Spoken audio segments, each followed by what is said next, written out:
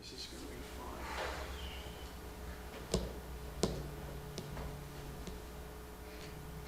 Okay, you ready, sir? Call this meeting to order. Roll call, Shannon. Mayor Trujillo, Here. Commissioner Gandy, Here. Commissioner Butcher, Here. Commissioner Campos, Here. Commissioner Sanchez.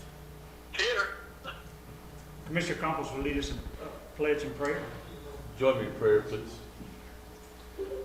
Father, we come before you this evening in the spirit of gratitude. We ask you, Lord, that you continue to bless us, Lord, with your presence and your protection. We ask you that you be with all of us, Lord, during these trying times. We ask that you continue, Lord, to watch over us, especially those in most need. For the citizens who were at the front line, Lord, of fighting this coronavirus outbreak, the doctors, the nurses, EMTs, police, and fire, Lord, protect them, Lord, and protect all our citizens, Lord, and allow us to be prudent in our actions, Lord, and to think of others before we think of ourselves. And just guide us, Lord, in the right direction, Lord, and just please be with us every step of the way.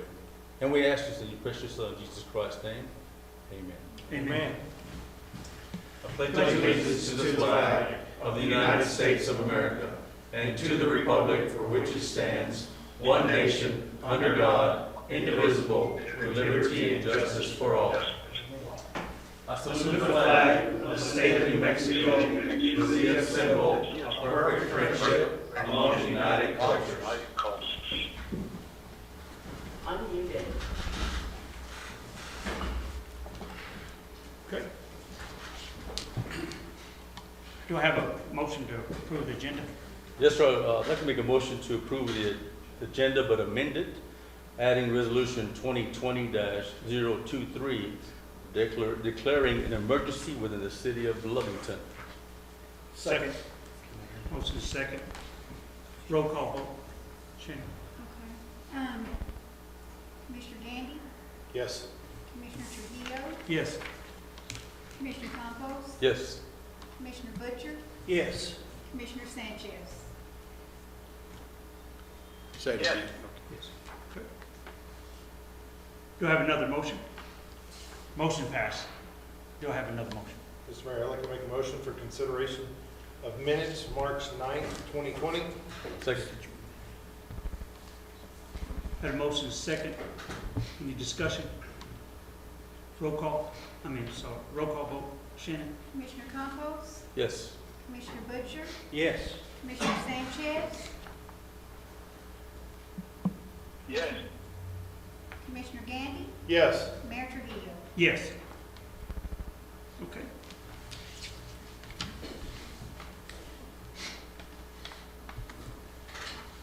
I'm going to go ahead and move on to Commissioner staff report. Commissioner staff reports. Well, I know we've got the rest of our team available on conference call. Did you guys have any questions for Wyatt, Gary? Chief Rodriguez, of course, is standing outside, and Chief Lizardo. I have a question. Yes, sir. James, are there any issues that have come up during this emergency situation that we need to be aware of, or anything that we can do to smooth things over a little more? No, sir. The one thing that we just want to make sure that we do is put out a positive, consistent message that's factual, direct people towards the city's website, lovington.org. There's a tab there called COVID-19. It has links to all of our partners, Lee County, Norley Hospital, Lovington Schools, the Department of Health. Don't rely on information other than from these approved sources. They can trust the City of Lovington Facebook page, as well as all of our partner web pages or Facebook pages as well. But just be patient. I know this is a big change. Nobody in our generations that are alive now has ever gone through anything like this. So that's the one thing that we are really just stressing is factual information. Don't operate off a rumor. Be considerate of your neighbors and respect social distancing. Very good. Thank you, James. That's all I have. Any other questions? Okay. moving forward to public comment. Prior to public comment, I want to relay something to you before we get started. In respect to the Open Meetings Act and social distancing, we have provided a teleconference number for our citizens to dial into so they may make public comment. We ask that public who have called in via the conference feature to do the following. 1, we are aware there may be a delay between the live stream and the video conference. This cannot be avoided.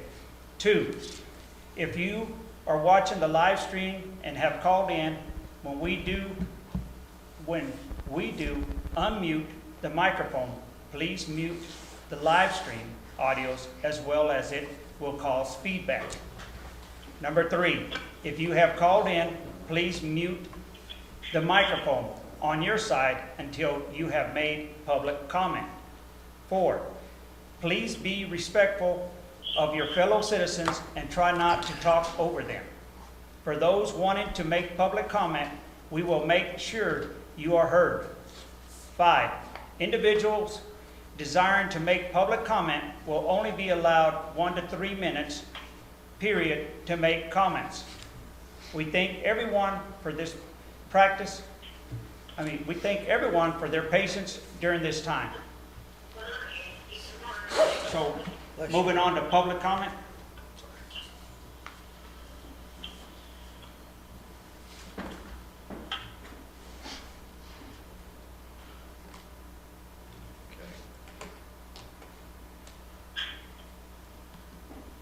I don't think there's any. We actually have, including our feed and that phone and city staff, we've only got what I can identify as 4 other callers. So, Okay. As we move forward, I just want to, yes, sir. Want to give them just another 30 seconds, just in case they want to make that call? Okay. Just 30 seconds. Sounds good, Commissioner. Somebody want to comment? yes. You know what call it I didn't bring my watch. I Big apologize. clock right up there. Let's give them a minute, please.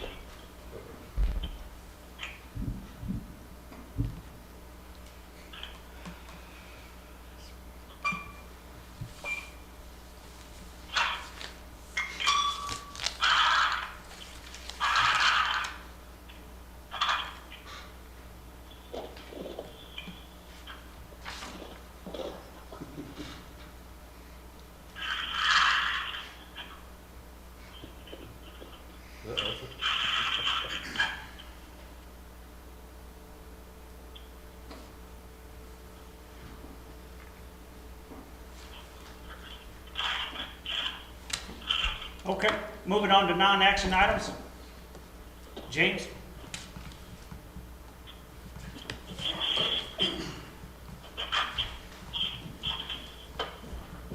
So, Mayor, Commissioners, I know David Shaw had planned on being here tonight, but for obvious reasons, he wasn't able to. So we'll move through our response plan, which of course is coordinated with the hospital. So as you have known, I've been in contact with each of you individually as a result of the COVID-19. Of course, this started, first cases were reported in China around December 31st, and they identified it in early January. The first U.S. case was actually diagnosed around January 20th, and 10 days later, the World Health Organization declared a public health emergency. So we had already, at this particular point, been keeping an eye on it just through our media reports. And of course, with the first death in the United States occurring around February 29th, that's when our city activated our phase 1 response with the pandemic plan, which that pandemic plan is actually available on our COVID-19 website link.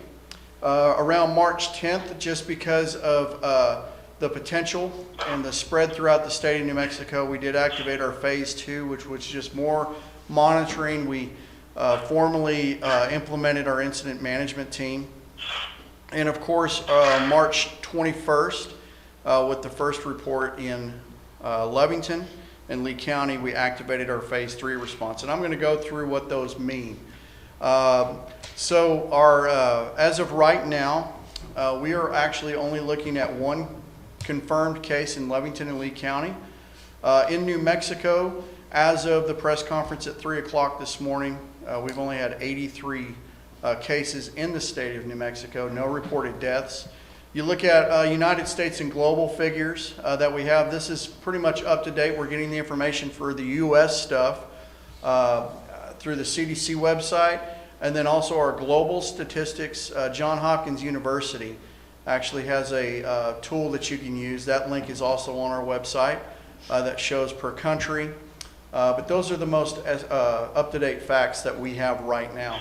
A lot of folks have often discounted this as it's just another flu, which, yes, there's probably a good chance that you'll catch the flu given the fact that there was 35.5 million cases of influenza last year, or actually, I'm sorry, between 2018 and 2019, and it claimed about 34,000 lives.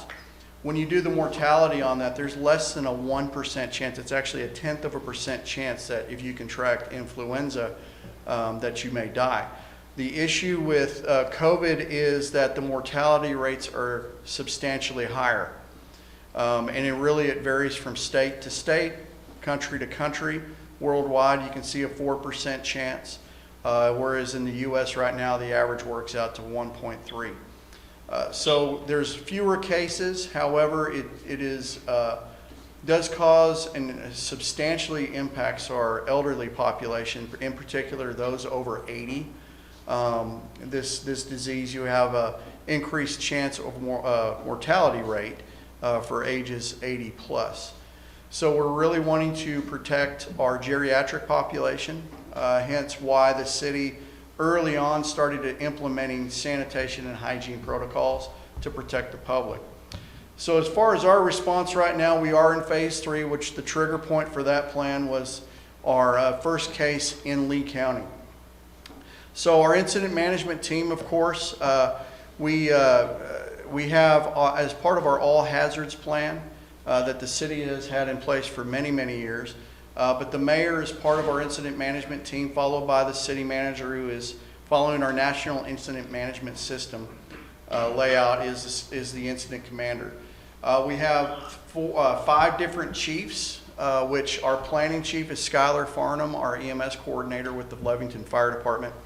Her role is to identify areas where we need to implement protocols and plans to mitigate different emergencies that may pop up during this crisis. Our operations chief is Terrence Lizardo, and he takes those plans and carries those out. Wyatt Duncan, our public works director, is our logistics chief. You can also look at it as a supply officer. So our planning chief will develop the plans and say, this is what we need. Wyatt finds the resources to carry it out to give to our operations section. Gary Chapman, who should be on the line, he is also our finance chief. Since this has been declared as a national emergency, as well as a state public health emergency, we are keeping track of our expenditures right now. So hopefully we can obtain some reimbursement that are directly related to protecting the public. Hence why we had to amend our agenda. One of the items, the item that was added to that was just a declaration that this is an emergency area. This helps start the process as far as obtaining reimbursement from FEMA through the state of New Mexico or direct from FEMA. In addition to that, we have Shannon Lester. She's our administration chief because we do have human resource needs.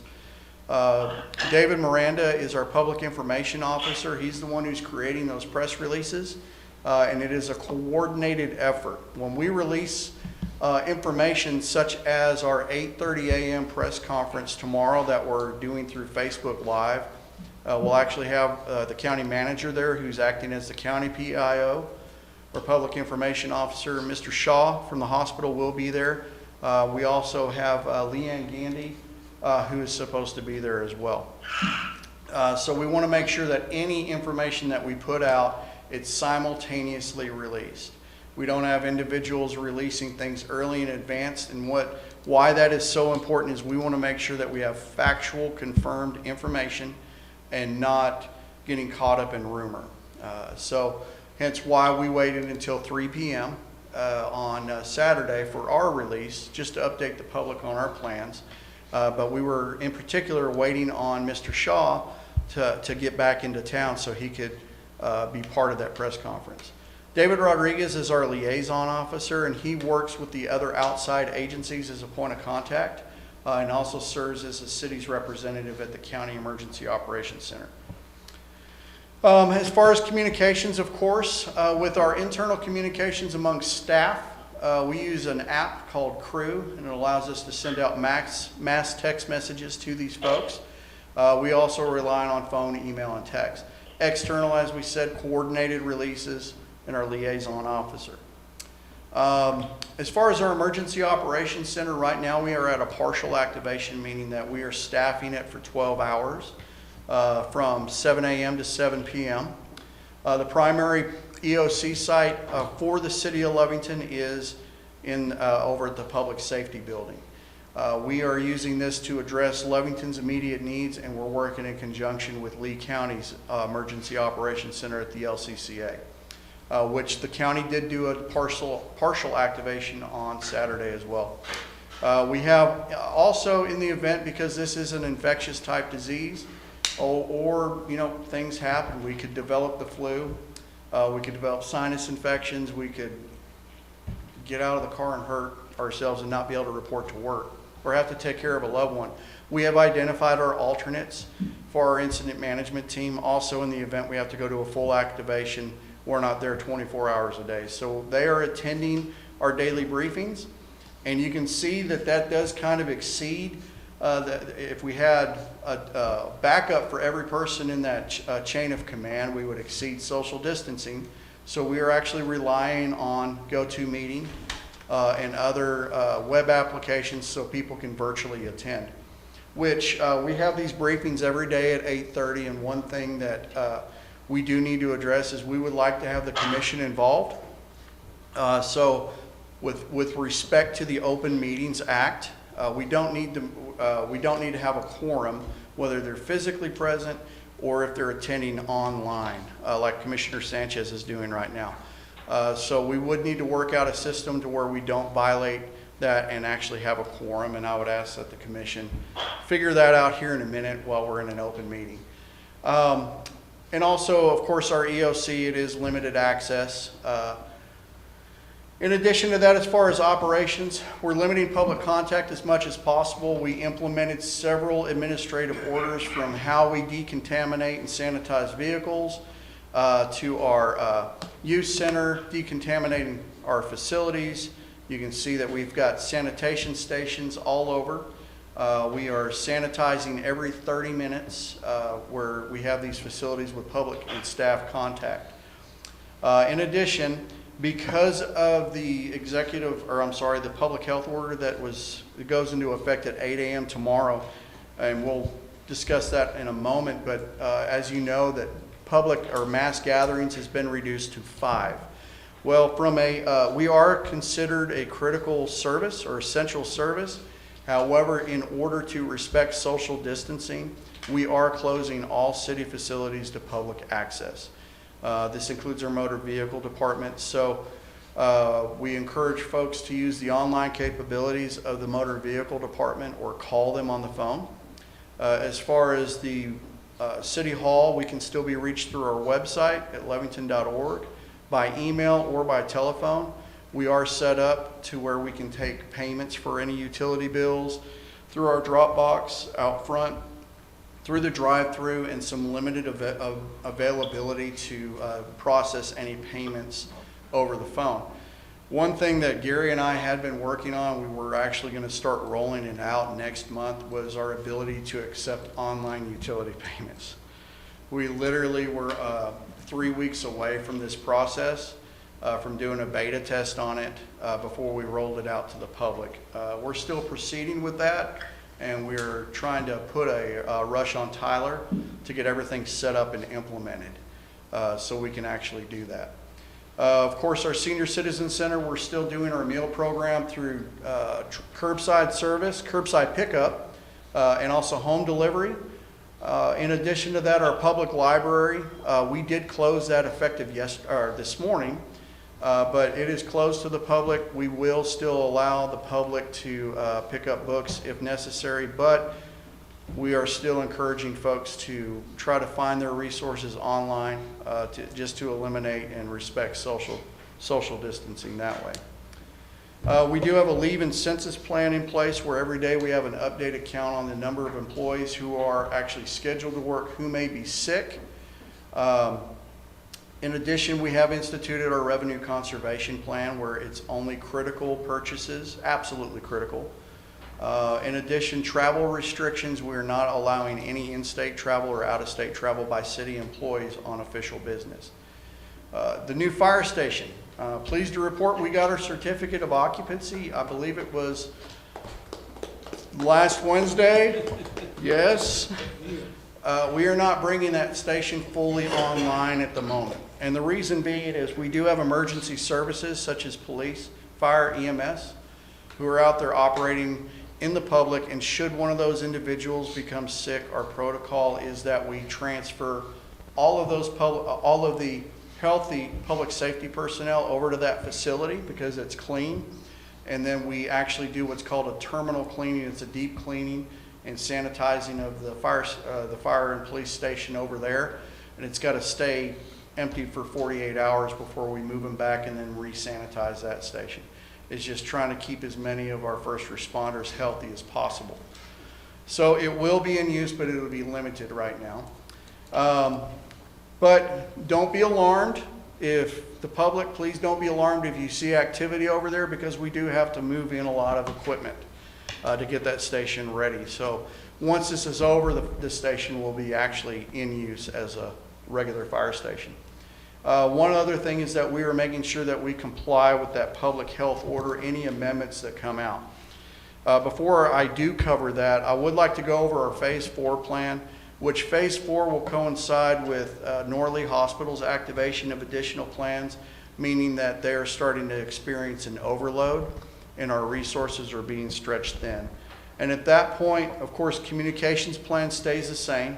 Our EOC will stay activated for 24 hours round the clock. As far as operations, really, our original plan was that when we went to Phase 4, we would close off all public access. However, we are modifying our incident management plan to reflect the changes that came out today. Our critical staffing basically means that we are going to be operating as a skeleton crew. We have identified the minimum number of folks that we can get by with temporarily. For some of those employees where the personnel needs aren't as intense, or if we have folks who are out because of illness or injury, we will do temporary assigned duties and move folks such as, for instance, our senior citizen center may need some additional help due to the increase in deliveries and food preparation. So we may take some of our part-time personnel who normally work at the theater, or even one of our finance department staff who may actually be at home that day, and transfer them over there because we don't know to the extent of what our workforce may be exposed to, but hopefully with the social distancing plan in place, we hopefully will not get anybody sick and still be able to staff things as normal. But if you didn't watch it at 3 o'clock today, they did amend the public health order, essentially limiting mass gatherings to 5 people or more, is prohibited, or more than 5 people. It is prohibited. They did identify essential businesses that can stay open. And we will cover some of this at our press conference. However, for individuals who are interested, go to Lovington.org, the COVID tab, or you can go straight to the New Mexico Department of Health, and the public health order is available for download. But essential services or businesses include healthcare facilities, vets, home health. We also have homeless shelters, food banks. Those are some of those that can remain open. Child care facilities necessary to provide services to those employed by essential businesses. Our grocery stores, food and beverage, or those businesses where I believe it is the majority of their revenue from the sale of canned food, dry goods, fresh fruits and vegetables, pet food, feed, and other animal supply stores can remain open. Farms, ranches, and other food cultivation, processing, or packaging. All facilities used by law enforcement, fire, EMS, emergency management, dispatch, as well as other first responders can remain open. A big one we've been getting a lot of questions about is how does this impact the petroleum industry? And I'm gonna, if you'll bear with me, I'm gonna read this word for those of the public who are listening in. Item G says infrastructure operations including but not limited to public works construction, commercial and residential construction and maintenance, airport operations, public transportation, airlines, taxis, private transportation, providers of water, gas, electrical, oil, drilling, oil refining, natural resource extraction, or mining operations. Nuclear material research and enrichment. Those attended to the repair and construction of roads and highways, solid waste collection and removal, trash and recycling, processing and disposal, sewer, data, internet providers, data centers, technology. So basically our petroleum industry can still go to work. It's vital. We still need to put fuel in our cars and oil for all kinds of products. So our petroleum industry workers can still go to work. Somebody did actually ask a very important question, in respect to social distancing. How are these gang trucks going to comply with that? So we just need to work, and they're really emphasizing that if you're sick, don't go to work, stay home. We also have some of our, our media services, gas stations, hardware stores, laundromats, all of our utilities, funeral homes, cemeteries, banks, real estate services, mailing and shipping, including the postal service, our labs. Restaurants are still restricted to delivery or carry out. Local breweries and distillers, but only for carry out. And they don't want people congregating there. In addition to that, we have legal and accounting services. They still have to go to work. And any logistical services. So this order will more than likely remain in effect for as long as the governor's executive order is in existence, which the original deadline was April 10th. However, they may extend it. They have that ability. Oh, somebody must be at somebody's house. But other than that, we do have the press conference that we are directing everybody to our Facebook Live. We realize that when we do the live stream, the audio may be muted, but as soon as that's done, we are embedding that video on our city's website, and it boosts the audio for some reason.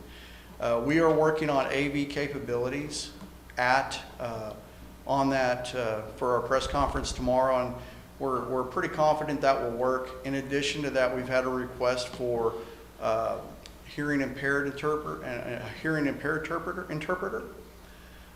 So we do have an individual who will be there to provide ASL translation for us tomorrow. But that's pretty much our update on our response, and if you would have any questions, we would be more than happy to answer them. Go ahead. I do not have questions. James, you mentioned a while ago, let's say one of our employees became infected for some reason. Let's say police. Yes. Who would go in and clean that facility? We have personal protective equipment, and it would be staff. Okay. Yes, sir. All right. Very good. They have enough equipment to go in there and do the job, you think? Yes, sir, we do. We do not have an unlimited supply. However, there are guidelines that the CDC has issued, in particular with N95 respirators, to where we can actually extend the useful life of those things so that our staff are protected. All right. And the next one, it's just a comment more than a question. I understand that we've had an infant identified that's been infected in New Mexico. Is that correct? I do not know that for a fact. I saw that on the website. So what I would recommend for stuff like that, we don't, as a city, have access to that other than what the public can get.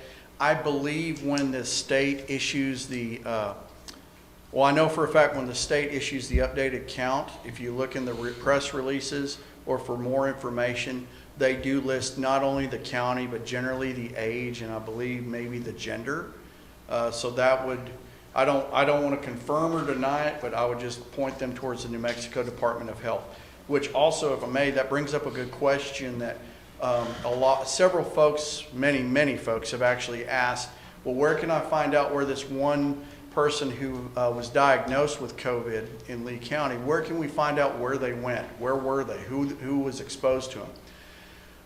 That investigation is conducted by the New Mexico Department of Health, and they would be the ones to release that information. So the city doesn't have access to that unless the public would. So any of those questions as far as the progress of the investigation, please get with the New Mexico Department of Health. You can call their hotlines. You can also see if you can find that on their website.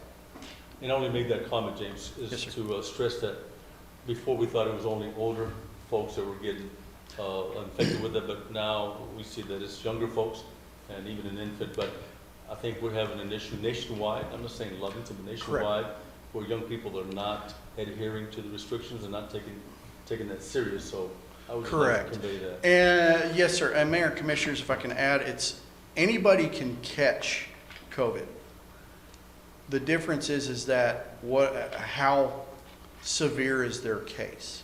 So can children catch it? Yes, they can. But statistically, it appears that they will handle the infection a lot better compared to an 80-year-old. But I would totally agree with you that there is a misconception out there that young folks, not myself, but young folks out there can't catch it, and they can. And they can spread it, but they can handle it more. To them, it may just feel like a regular cold. I know that we've also had many discussions in our EOC that, yes, we're seeing a spike in the number of cases, but now they know what to look for. So there may have been people who had this prior to this, but now there is actually a test in place to where if they are symptomatic, that they can find out if it is in fact COVID or not. We are encouraging that if people are sick, are ill, if they suspect they have COVID, to call. It's 396-9090. That is the local Norley Hospital health line. And they can give you advice over the phone, whether or not to come to the hospital or follow up with a telehealth. I know that the city's health insurance plan, they have actually waived copays and fees associated with a COVID diagnosis. And basically, it's virtual doctor that you can have a lot of that done. They don't want folks flooding the ER. They don't want folks flooding the walk-in clinic. And if things are ruled negative, then they will do the COVID test. Right now, as I'm sure everybody's aware, nationwide, there's just not they're ramping up production of the COVID tests, but they're still getting those resources out there. So there's other things that they will rule out first. Thank you, James. Yes, sir. That's all I have. James, I had Yes, sir. one request. On our next regularly scheduled meeting in April, I'd like to, for you to present us a plan with the water department on customers not being able to pay their bills and how we're going to keep the water department running if there's no adequate income. Yes, sir. Any other questions? There was one discussion you mentioned about the meetings. Elected official attendance, yes, sir. Yes, sir. Yes, sir. So I had a thought while we were listening to the rest of this that the mayor, since you're already on there, should be involved, and then probably the mayor pro tem. And then if he's unavailable, we should have a system that kind of just downplays per person who's available. So like, you know, our mayor pro tem would call the next person in line, and he would say, yes, I would be available or not, and just leave it up to you two guys in case, you know, one couldn't make, then the other could call someone, something like that, and say, hey, can you attend this? That way we keep out of the quorum deal. Yes, sir. So I'm open I for guess you will. suggestions. If you want,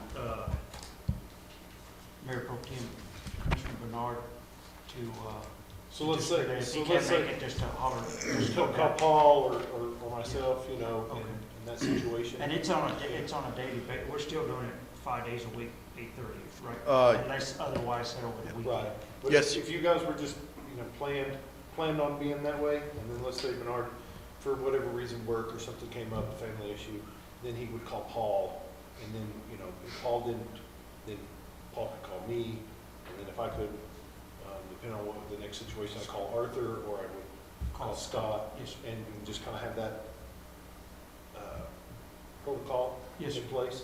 That way, you know, you guys are involved, but we're not Overlap. opening Yes, sir. ourselves up to, Thank you. And that commissioner could, let's say it was Scotty's turn, he could call in at 10 that way, correct? Well, a quorum would constitute anybody who's physically present plus on the phone. So at most, we could have one person present in our EOC and then one on the phone, and that would be the quorum. Right. So yes, if you can't physically be there, and we respect that, that whoever is identified to attend, we send out that call-in 2 information. tops, right? Two is the maximum, yes, sir. Yes, sir.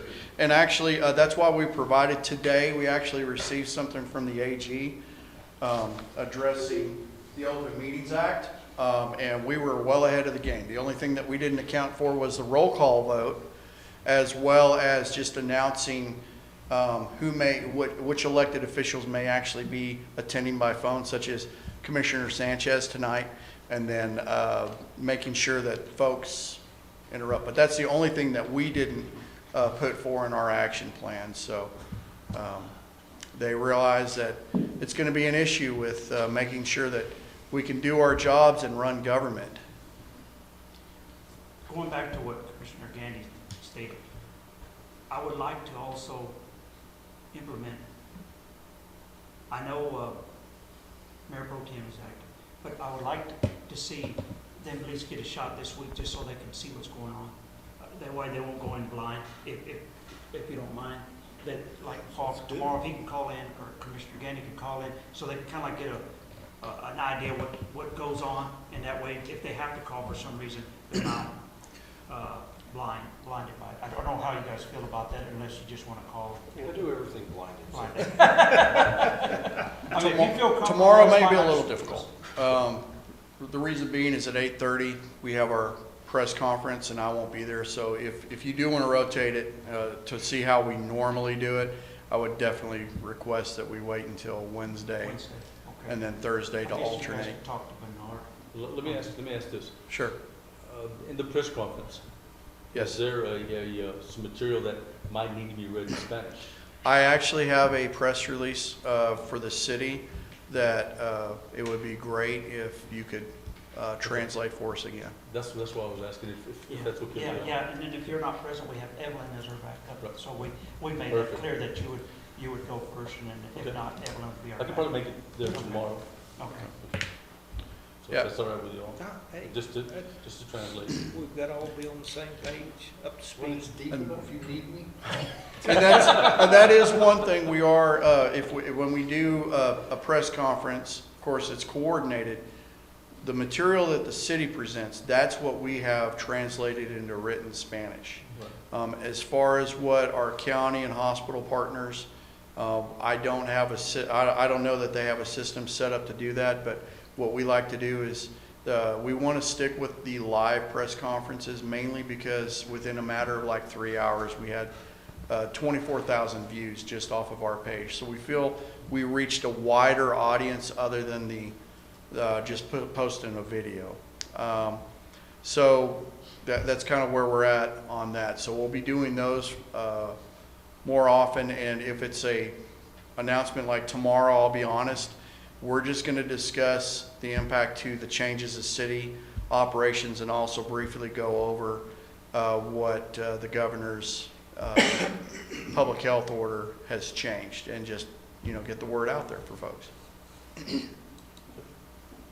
So Thank you, guys. Thank you. Okay, under action items, I want to go ahead and read the resolution prior to making a motion on that. So, when we amended our agenda to add resolution 2020-023, a resolution declaring an emergency within the city of Lovington. Whereas the Lovington, Lee County, New Mexico has one confirmed case of COVID-19. And whereas although measures are being taken to reduce its spread, there is a high probability that additional cases will be present in Lee County. And whereas all locally available public and private resources are committed to mitigating the spread of COVID virus, and whereas these resources are being depleted. Now therefore be it resolved, the mayor and the Lovington City Commissioner be virtue of the State of New Mexico Civil Engineering Preparationist Act 12-10-1 to 12-10-11 NMSA 1978 declares the city of Lovington an emergency area for the purpose of exercising necessary emergency powers and expenditures of available resources to mitigate the COVID-19 pandemic, and is requesting aid, assistance, relief programs, and funds available from the state of New Mexico and the United States government. Done this 23rd day of March 2020. Do I have a motion?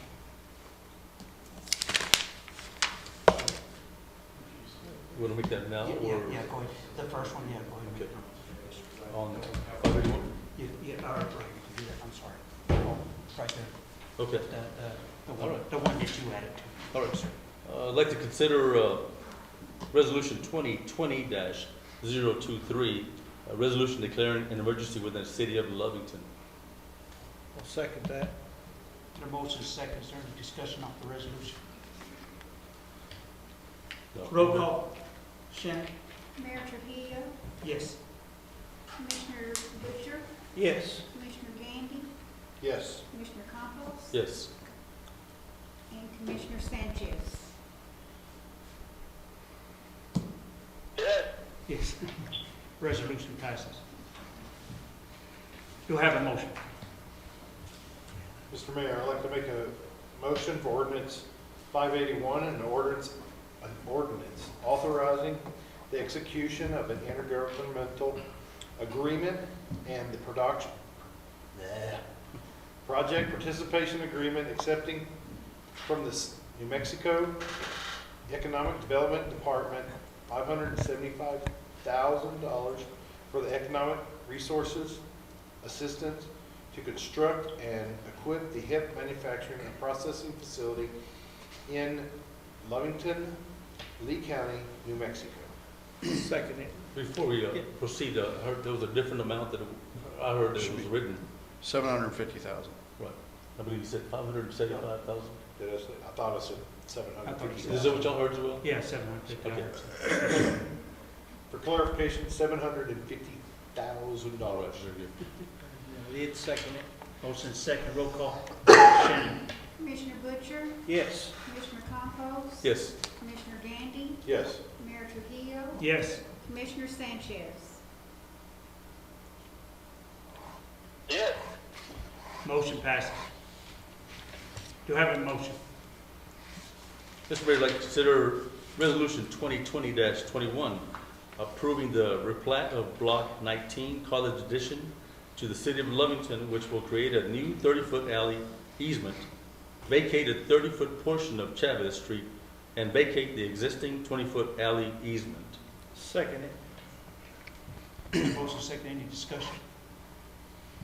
James? Yes, sir. So, Mayor Commissioners, we had an individual on this diagram who purchased the surveyed lot, and as part of the financing, they had to have a survey done and what's called an improvement location report. And part of that survey identified that our city utilities as well as our franchised utilities ran through their property outside the easement. And it appears this mistake was made decades ago. They just basically went with line of sight with the alley to the north.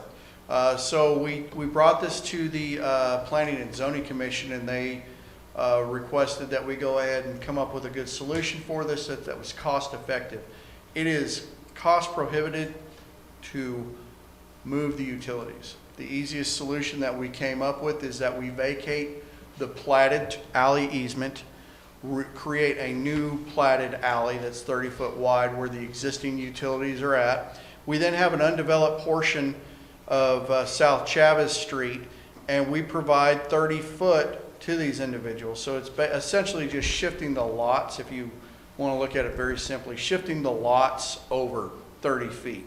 And we will bear the cost of getting the survey done. But this was the easiest solution for this, so these individuals can move in and create a home in that area. All right, very good. I'm good. If there's any discussion? If there's no discussion, roll call. Commissioner Sanchez, Yep. Commissioner Butcher, Yes. Commissioner Gandy, Yes. Mayor Trujillo. Yes. Commissioner Campos. Yes.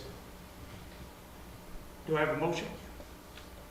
Yes, sir. Mr. Mayor, I'd like to make a motion for resolutions 2020-2022, approval of grant agreement between the city and J.F. Maddox Foundation for 2020 Cinco de Mayo.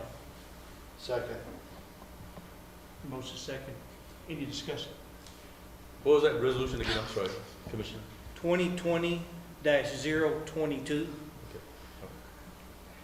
I think it's Perfect. to it. I know what I If there's no discussion, roll call. Shannon? Commissioner Sanchez, Yeah. Commissioner Gandy, Yes.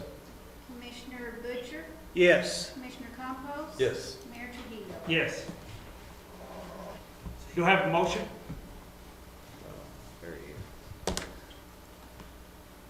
Yes, sir. Make a motion for accounts payable. Second. I never do that. I look around for all that. Had a motion second, Gary. Your mayor and commission, we have the list before you of the items that we're paying, and I think it's worth noting a couple of items that are unusual. On the second page, near the bottom, it was a $14,478 expense, TLC company. That was related to the plugged up sewer line that we had to unclog for the hospital. And so that's why we have that expense. We had to call some pros in with some heavy duty cameras and stuff. And then above that, when it goes to Sombra Homes, LLC, that is part of the remodel expenditure for the Lee Theater that's going on there. And then those were a couple of definitely new and unusual items. There are some others, but if you have any questions, I'm available to answer any questions. Strong power. The strong power was primarily focused on, on Love Street Lift Station. Needed some work. And then marker services. Marker Services was rated to the wastewater treatment plant in their pump room. They needed to fix the air conditioning. Okay.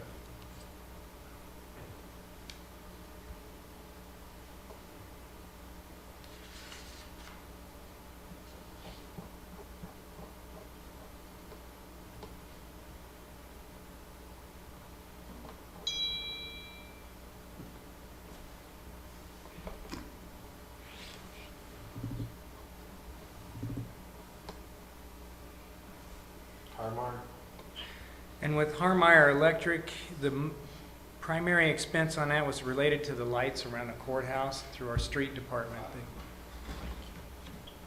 Gary, Bob's Thriftway, $1,500. Bob's Thriftway? We needed to get Sorry. Senior general citizen. supplies, sir. Okay. All right. I'm proud about that. We scooped it all up. I can see.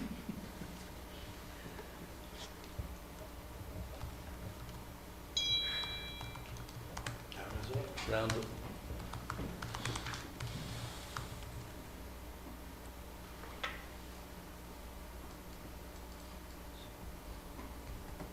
And on the other electric, Strong Power Electric, so we have two electrical issues that we have to address with two different companies, Gary, with Hollmeyer and Strong Power. They're both similar, about close to 9,000, a little over 9,000. Yes. One was a lift station, the other was the light surface warehouse. Oh, okay. Exactly. Thank you. We had to call 2 different individuals. Good. Keep it low.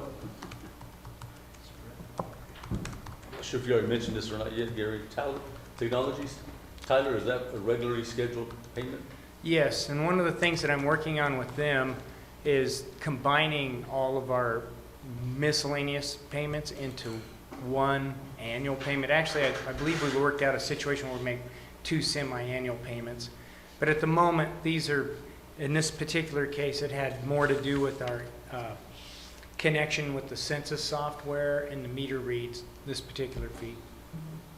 All right, thank you.